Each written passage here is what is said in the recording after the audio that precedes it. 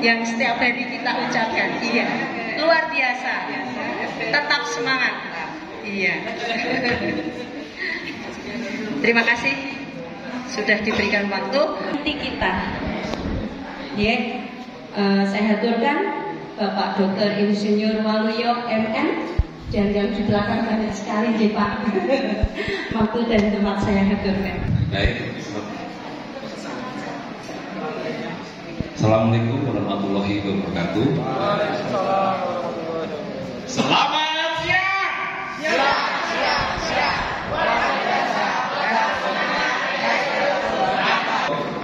Saya Jabir Bupati Bu, kalau nuwun kalau siswa asarin dan SMP Cokro Tulung rupanya Pak Bos jadinya repotin semuanya. Ya jadi karena memang saya sudah monggo Pak Bintang nanti bagaimana saja ya. Saya pun juga di kampus semester 7-8 yang itu kan banyak sekali adik-adik yang barangkali persiapan interview itu interview aja susah. Jadi mungkin kalau putra putri Bapak semester 7-8 mau nyari kerja perlu interview, monggo Pak. Jadi saya siap saja. Kemudian juga materi ini hanya sebagian dari materi yang biasa rutin Pak. Saya dari kemarin tanggal 13 sampai nanti 27 September setiap hari Selasa ke Pemprov DKI. Jadi CPNS, PNS. Ini karena waktunya kemarin pertama kali 2 jam, terus Bu Darmi 1 jam awal. Kita kan ya. Jadi saya panut saja itu nanti. Jadi mau nanti nggak usah ragu-ragu Bapak Ibu semuanya. Mungkin sebelum memulai ada jadi senang hati kembali lagi Pak Bintang. Nanti kalau seandainya yang penting cocok jadwalnya, itu aja buat saya. Kalau seandainya jadwalnya cocok, mau di mana saja siap aja Pak. Jadi saya dari Idul Jimus. Jadi Idul Jimus. Jadi ini Polan Harjo. Jadi Idul Masjid Persis. Gentar Bu. Oh, ingin pangapunten karena saya meninggalkan tahun 75. Jadi penjenengan dari lahir nggih. Tapi saat itu lulus STM, ya begitu STM loro gremet, ya. Jadi begitu lulus dapat nilai rata-rata 7 ngokeng ya, nyari sepeda, pulang matur, Pak badhe matur. Nilai kula di atas 7 Pak.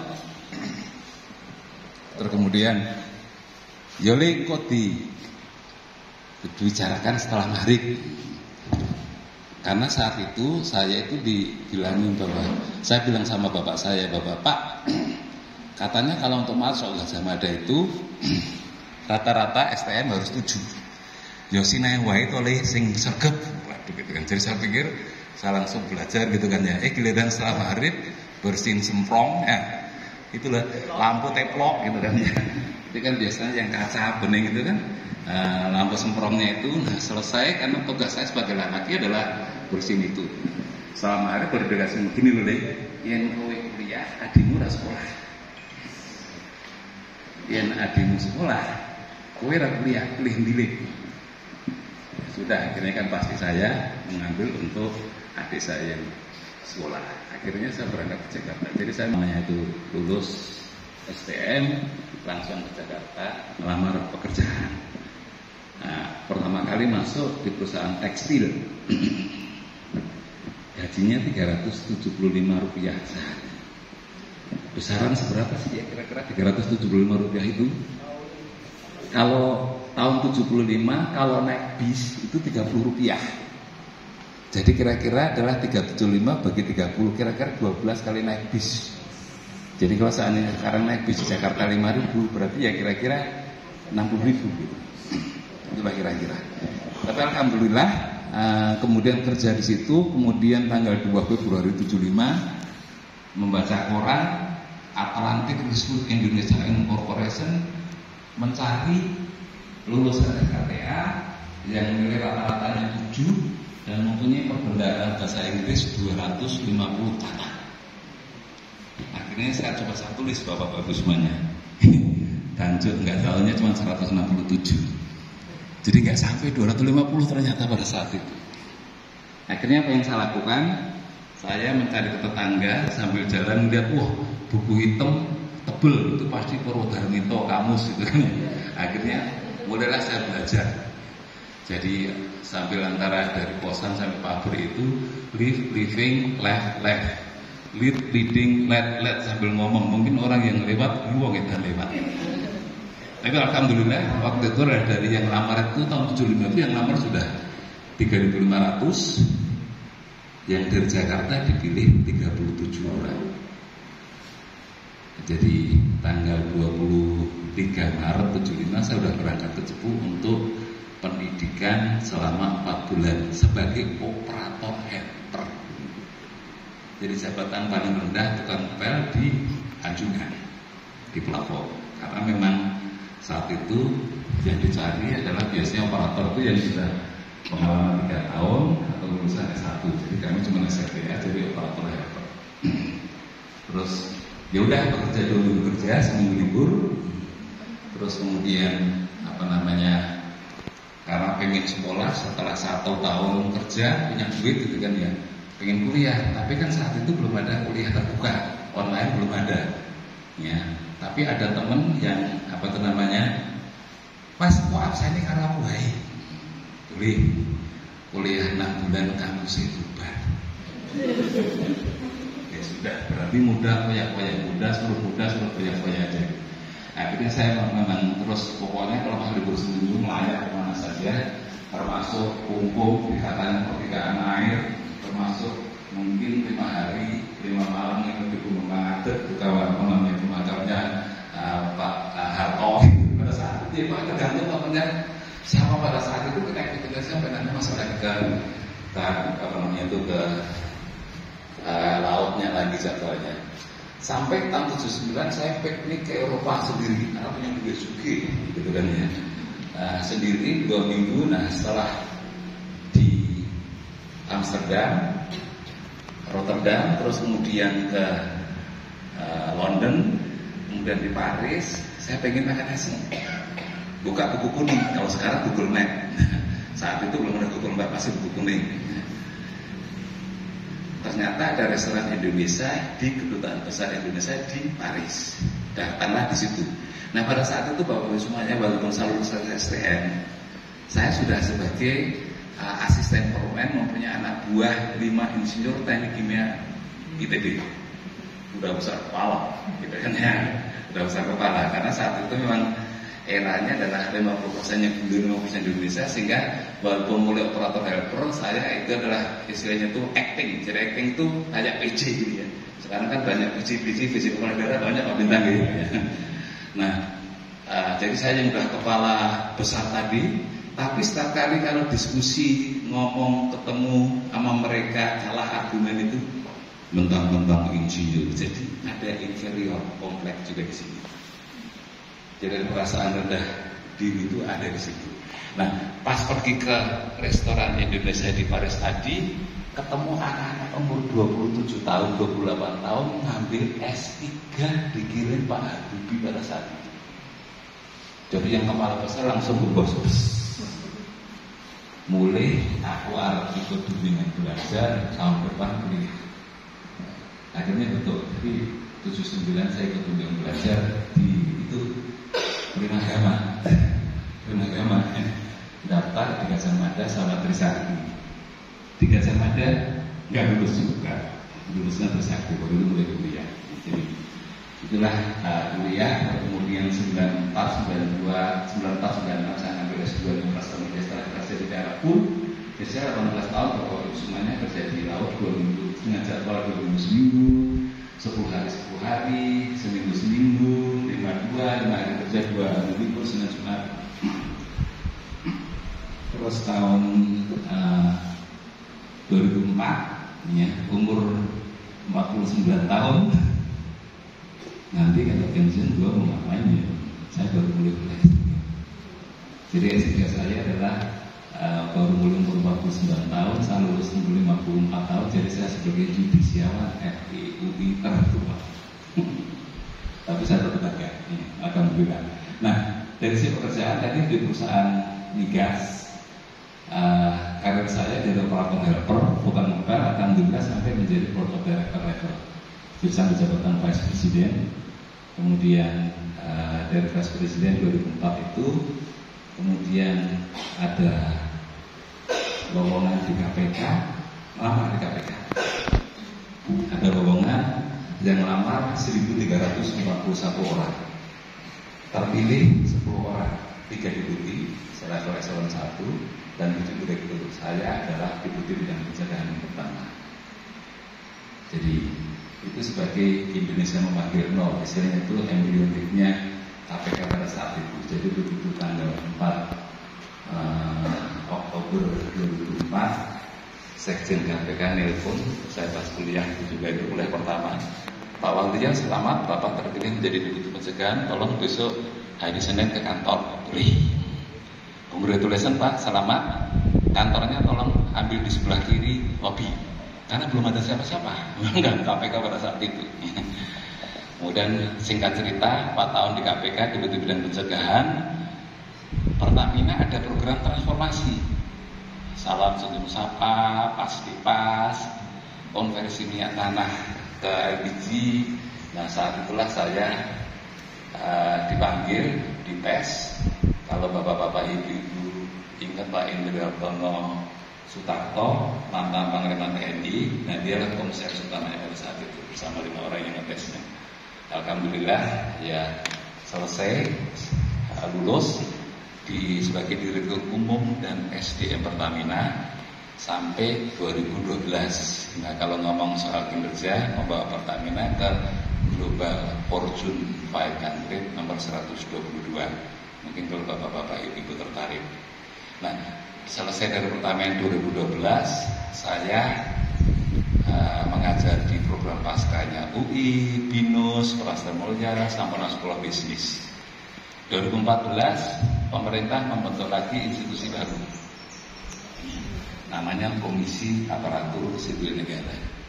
600-an yang lamar, saya satu di antara 7 yang terpilih, sehingga saya adalah bekerja di Komisi Aparatur Sipil Negara sampai September 2019. Nah, sebelum 2019 itu mulai 2017 saya ngambil kursus pelatihan sertifikasi yang di belakang tadi. QCRO itu Qualified Security Officer, QRGP itu adalah Qualified Risk Governance Professional, CGOP itu Certified Governance Oversight Professional. Nah itu yang saat ini sering saya lakukan ya. Itu adalah saya uji saat ini Dirjen Keuangan, Dirjen Kominfo yang jadi komisarisnya PT Telkom ya. Kemudian Pak Darmo Prasojo yang memain Delanggu, sekarang saya di dirutnya Pertamina PLN, uji untuk manajemen risiko. Hartanto kemarin yang pulang kemarin itu tanggal 3 Agustus saya nganter istri dan teman-teman saya ke Telomonyo. Saya mampir ke restoran pinggir sawah, berhenti sebentar nguji salah satu direktur. Bila kira-kira kegiatan saya Bapak semuanya, itu adalah mengenai cerita saya. Nah, pertanyaan berikutnya adalah kira-kira saya ini termasuk kategori dan sukses atau enggak?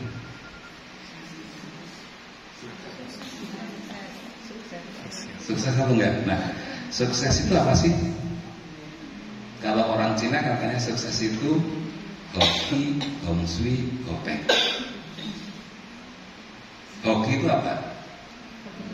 Keberuntungan. Keberuntungan itu apa?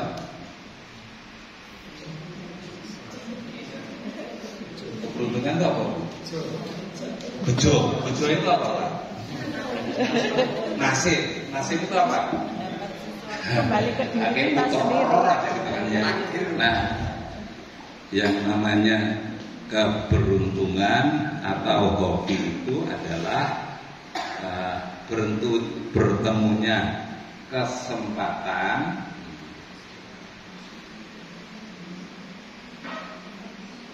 dengan readiness, kesiapan diri.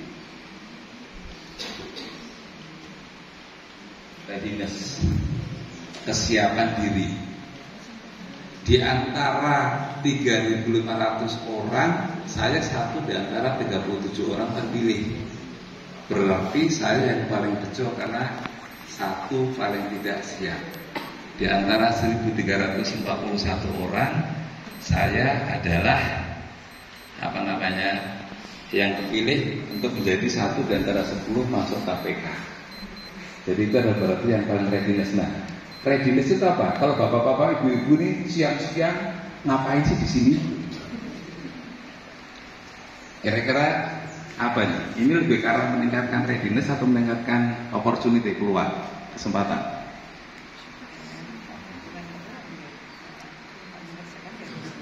Wong manut kepala sekolah suruh datang gitu kan, jadi pengen mulai.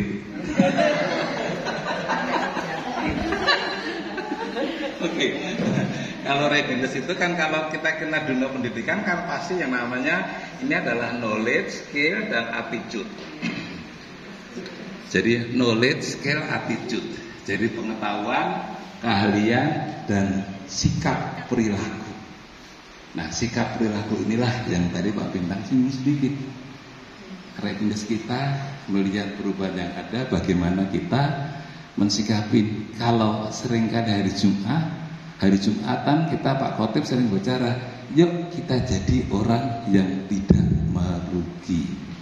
Hari ini lebih baik daripada hari kemarin, kemudian hari esok lebih menjadi kelompok yang beruntung, lebih baik daripada hari ini. Nah, bagaimana kita mau ke sana? Kira-kira apa ini supaya bisa ke sana? Gimana Pak? Belajar. Nah, ya masuk aja Mbak. Mau dibawa, itu dibawain pisang Bapak semuanya.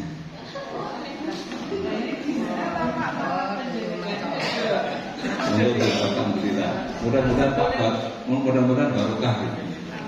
Jadi Bapak-bapak Ibu semuanya, pada saat di Pertamina saya set up leadership model itu kayak apa sih?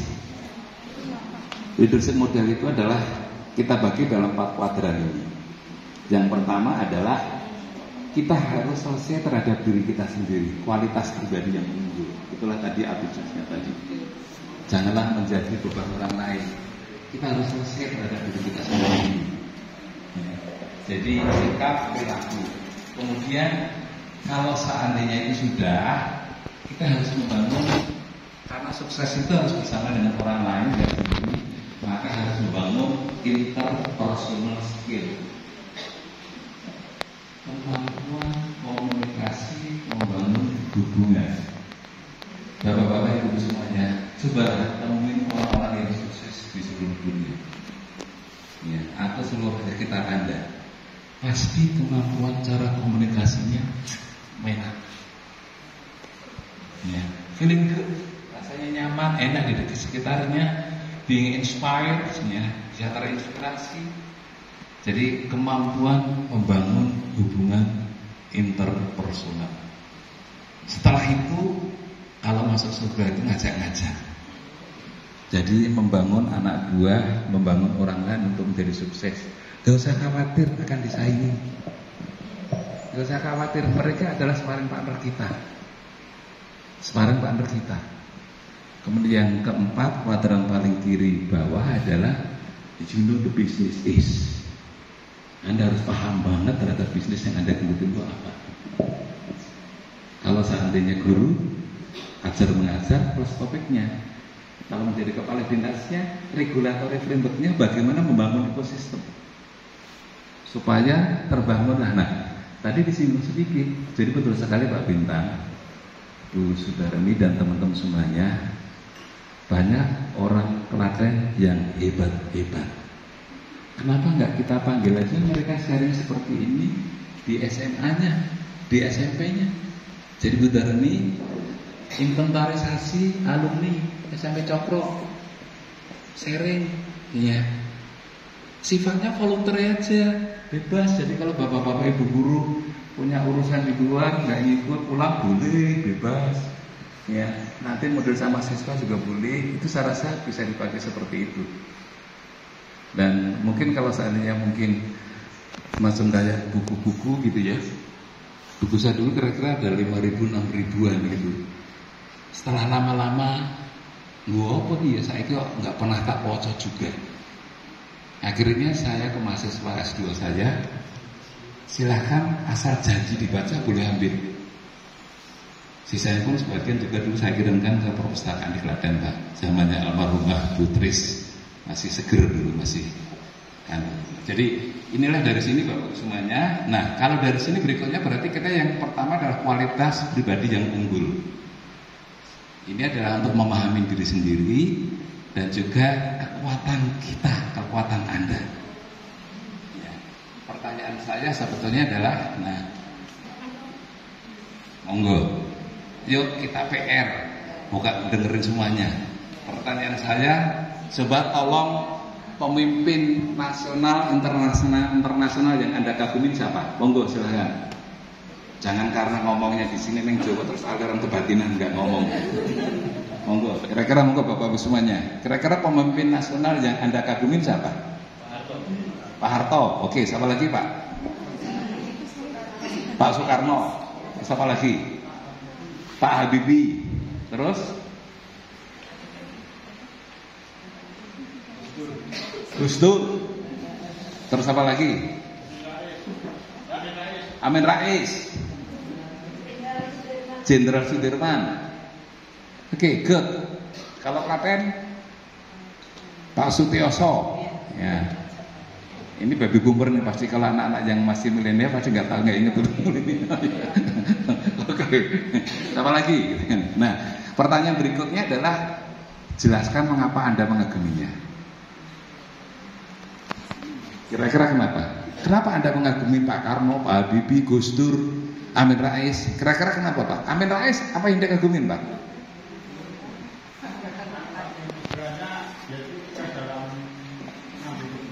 Oke, decision making process. Jenderal Sudirman tadi Bu, apa Bu? Totalitas, integritas terhadap bangsa Indonesia. Good, thank you. Apalagi? Pak Harto apa Pak? Kemampuan mengelola negara. Enak zamanku toh.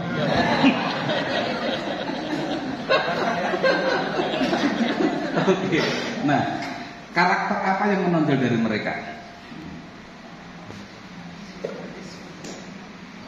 Nasionalisme, apalagi?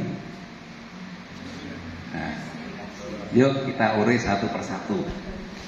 Yuk kita urai satu persatu. Ini ada istilah yang namanya main blok. Main blok. Sebab bapak-bapak, ibu-ibu yang kalau belum makan nasi rasanya belum makan. Tolong angkat tangan.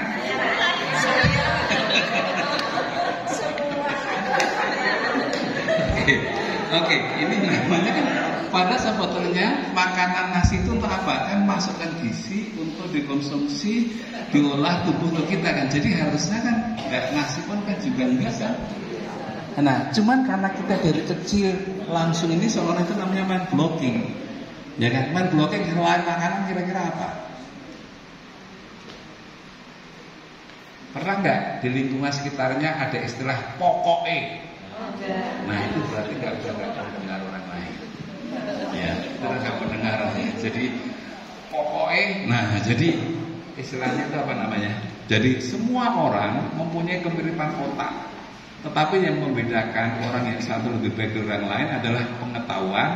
Dan untuk mendapatkan pengetahuan tersebut kita tidak boleh menutup diri, khususnya untuk sesuatu yang baru bagi kita. Jadi kita harus open mind. Ya.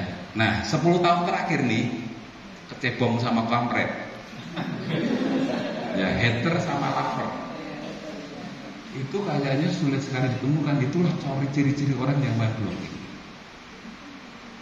Nanti kalau seandainya kalah, external pressure control nyalain orang lain.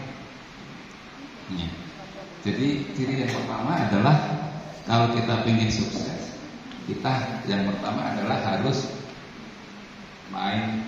hindarkan diri dari main blocking. Bapak-ibu semuanya, ini gambar apa?